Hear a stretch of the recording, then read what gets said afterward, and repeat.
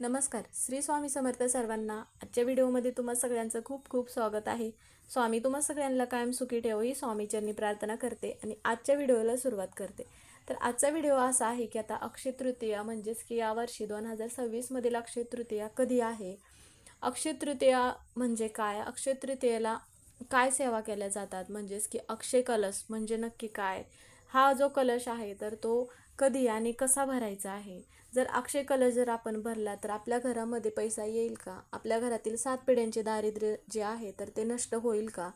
अक्षय तृतीया याचा अर्थ बऱ्याच जणांना म्हणजेच की अक्षय तृतीयाचा अर्थ बऱ्याच जणांना माहिती नाही, त्यामुळे मग त्याबद्दलची जी सगळी माहिती आहे तर ती आज आपण घेणार आहोत. आता अक्षय तृतीया कधी आहे, तर अक्षय तृतीया आहे 19 एप्रिलला, वार आहे रविवार. तर या दिवशी अक्षय तृतीया साजरी होणार आहे. तर अक्षय तृतीयाला ज्याला आपण अख्खातीज असेही म्हटले जाते, तर अख्खातीज हे काही भागांमध्ये म्हटले जाते कारण की अक्षय तृतीया हा जो एक हिंदू सण म्हणून ओळखला जातो, जो की दरवर्षी वैशाख महिन्याच्या शुक्ल पक्षाच्या तृतीयेला साजरा करत असतो.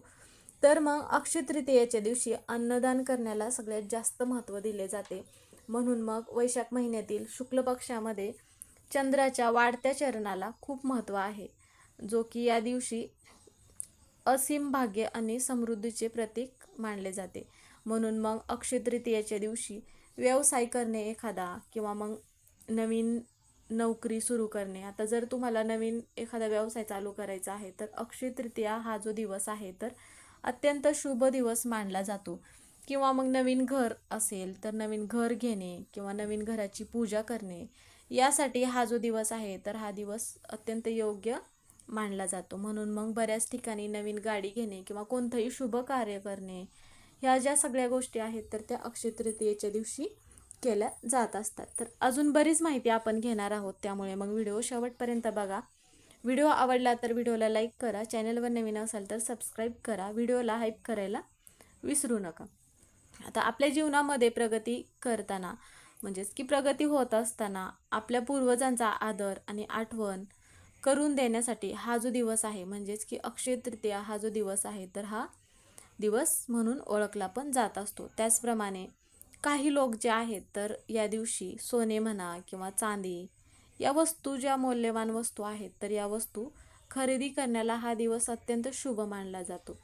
कारण की अक्षय तृतीया याचा अर्थच असा आहे की कधीही कमी न होणारा असा याचा अर्थ होतो. म्हणून मग या दिवशी आपण कोणतंही नवीन कार्य केलं किंवा मग कोणताही नवीन उपक्रम जरी आपण चालू केला तर समृद्धी आणि सौभाग्य आणणारा हा जो दिवस आहे तर याची मान्यता केली जाते. त्याचप्रमाणे घरातील मुला मुलींची विवाहासाठी म्हणा किंवा आपण गुंतवणूक करत असेल किंवा एखादी खरेदी करणार असेल तर हा दिवस मग या दिवसाची सुरुवात ही केली जाते.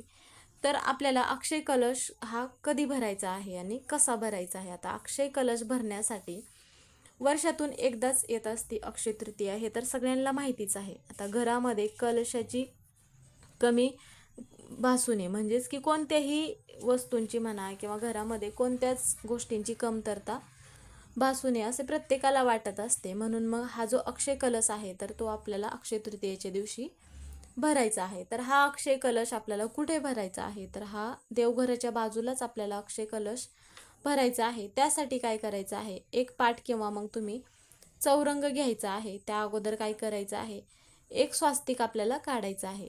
म्हणजेच की आपल्याला तांदळाने किंवा मग लाल किंवा पिवळ्या रंगाचे आपल्याला वस्त्र टाकायचं आहे.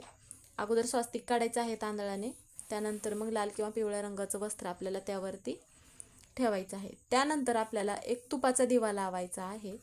आता दिव्याची पूजा करायची आहे आणि एक तांब्याचा आपल्याला तांब्या घ्यायचा आहे. त्यावरती आपल्याला कुंकवाने स्वास्तिक काढायचं आहे तांब्यावरती आणि मधोमध आपल्याला काय करायचं आहे, तांदळाची जी रास घालायची आहे आणि तो जो कलश आहे, आपण जो कलश तयार केला आहे तर त्यावरती आपल्याला हा कलश तांदळाच्या रासेवरती ठेवायचा आहे. आणि त्या अगोदर काय करायचं आहे, खडे मीठ जे आहे तर ते खडे मीठ आपल्याला टाकायचं आहे. माता लक्ष्मीला ज्या वस्तू प्रिय आहेत त्या वस्तू आपल्याला टाकायच्या आहेत. आता त्यात आपण नाणे टाकू शकतं किंवा मग नाणे टाकत असताना आपल्याला किती टाकायचं आहे, तुम्ही 21 नाणे टाकू शकता. म्हणजेच की 1 रुपयाची किंवा मग तुम्ही 2 रुपयाचे नाणे असे 21 टाकू शकता. त्यामध्ये 5 रुपये असतील किंवा 10 रुपये असेल तर अशा प्रकारे फक्त 21 नाणे आपल्याला टाकायचं आहे. त्यानंतर काय करायचं आहे, 21 लवंगा आपल्याला घ्यायच्या आहेत. आता आणि नंतर मग 21 हिरव्या रंगाची जी वेलची असते तर त्या पण आपल्याला 21च घ्यायच्या आहेत. आणि 21 कवड्या आपल्याला घ्यायचं आहे.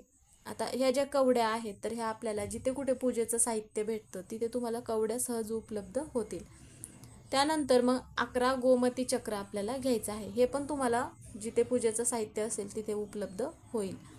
आपल्याकडे ज्या वस्तू असतील, असे नाही की तुम्हाला या सगळ्या वस्तू आणायच्याच आहेत. तुमच्याकडे ज्या वस्तू असतील तेवढ्या वस्तूने पण तुम्ही अक्षय कलश जो आहे तर तो भरू शकता. त्यानंतर काय करायचं आहे, ज्या नोटा असतात त्या घ्यायच्या आहेत आपल्याला. सोन्याचे दागिने जे असतील तुमच्याकडे तेही तुम्ही ठेवायचे आहेत. आता लक्ष्मी म्हणून आपण सोने चांदी ठेवू शकता. त्यानंतर मग काय करायचं आहे, एक पिन तुम्हाला म्हणजेच की सुपारी जी आहे तर ती एक सुपारी नवीन आपल्याला घ्यायचं आहे. आता बऱ्याच वेळा काय होतं की आपल्या घरामध्ये इतर सुपाऱ्या असतात, आपण कोणतीही पूजा करत असताना ती सुपारी घेत असतो, पण यावेळेस काय करायचं आहे, एक नवीन आपल्याला सुपारी त्यावरती ठेवायचा आहे.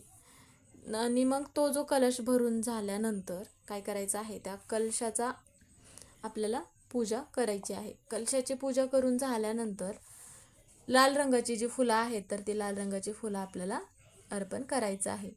धूपदीप करून घ्यायचं आहे, कलशाची पूजा करायचं आहे आणि त्यानंतर काय करायचं आहे, आपल्याला श्रीसूक्त म्हणायचं आहे. आता आपल्या घराचा जो मुख्य दरवाजा आहे तर तो दरवाजा उघडा ठेवूनच हा उपाय आपल्याला करायचा आहे. हा उपाय मग जो आहे तर तो कोण करू शकतं, तर हा उपाय ज्या महिलांना मासिक धर्म नसेल त्या महिलांनीच हा उपाय करायचा आहे.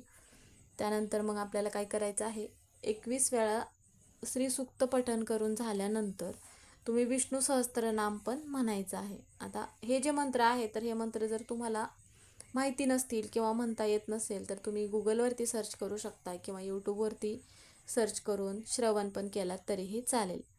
यामुळे काय होईल की माता लक्ष्मी जी आहे तर ती प्रसन्न होऊन आपल्या कलशाला जे नैवेद्य आपण दाखवायचं आहे तर ते काय करायचं आहे, ते दिव्यामध्ये आपण जे तूप टाकले आहे तर ते तूप पण आपल्याला काय करायचं आहे, तर दुसऱ्या दिवशी संपूर्ण दिवस जे आहे तर ते तिथेच ठेवायचं आहे. आणि दुसऱ्या दिवशी जो दिवा आहे तर तो दिवा आपल्याला काय करायचा आहे, किंवा मग तुम्ही मोहरीचा जरी दिवा असेल किंवा तुपाचा दिवा जरी जो दिवा तुम्ही लावला असाल तर तो दुसऱ्या दिवशी आपल्याला काय करायचा आहे, तिथून उचलायचा आहे. आणि कलशामध्ये आपण ज्या सगळ्या वस्तू भरल्या आहेत तर त्या सगळ्या वस्तू तुम्ही वापरू शकता. म्हणजे मीठ एखाद्या वाहत्या पाण्यामध्ये सोडलात तरीही चालेल.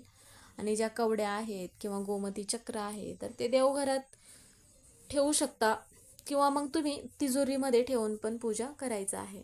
आता ह्या ज्या इतर काही ज्या वस्तू आहेत ज्या आपण वापरू शकणार नाही त्या तुम्ही मग वाहत्या पाण्यात सोडलात तरीही चालेल. त्यामध्ये दिव्यामध्ये तूप असेल तर तुम्ही मग एखाद्या झाडाखाली दिवा ठेवू शकता, जेणेकरून पक्षी वगैरे खाऊन घेतील. किंवा मग दिवा असेल तर ह्या ज्या वस्तू आहेत ज्या आपल्याला घरामध्ये वापरता येणार नाहीत त्या. तर अशा पद्धतीचा जो हा अक्षय कलश आहे तर हा कलश जर आपण आपल्या घरामध्ये अक्षय तृतीयेच्या दिवशी भरला तर आपल्या घरामध्ये पैसा येतो, आपल्या घरातील 7 पिढ्यांचे दारिद्र्य नष्ट होते. असा कलश आपल्याला वर्षातून एकच वेळा भरण्याची संधी येते, कारण की माता लक्ष्मी आपल्यावरती प्रसन्न व्हावे. आपल्या घरामध्ये जर आपण माता लक्ष्मीला प्रसन्न करून घेण्यासाठी अशा ज्या काही सेवा आहेत, असे नाही की फक्त आपण कलशच भरायचा आहे आणि कोणत्या सेवा करायच्या नाहीत, तर आपण यामध्ये श्रीसूक्त पण पठण करायचं आहे आणि विष्णू सहस्त्रनाम पण पठण करायचं आहे. कलश भरण्याबरोबर म्हणजेच की उपाय करण्याबरोबर आपल्याला सेवा पण करायच्या आहेत, जेणेकरून आपल्याला त्याचं फळ नक्की मिळेल. म्हणून मग तुमच्या घरामध्ये पण ह्या समस्या असतील, तुमच्या घरातील पण दारिद्र्य नष्ट व्हावे असे तुम्हालाही वाटत असेल, घरामध्ये पैसा टिकून राहावा असे वाटत असेल, तर अक्षय तृतीयेच्या दिवशी अशा पद्धतीचा जो कलश आहे तर तो कलश तुम्ही पण भरायचा आहे. तर मग तुम्हाला माहिती समजलीच असेल की कशा पद्धतीचा कलश भरायचा आहे, कलशाचा मग दुसऱ्या दिवशी काय करायचं आहे. तर व्हिडिओ इथेच संपला. व्हिडिओ कसा वाटला कमेंट करून नक्की सांगा. कमेंटमध्ये श्री स्वामी समर्थ हे लिहायला विसरू नका. व्हिडिओ पूर्ण बघितल्याबद्दल धन्यवाद.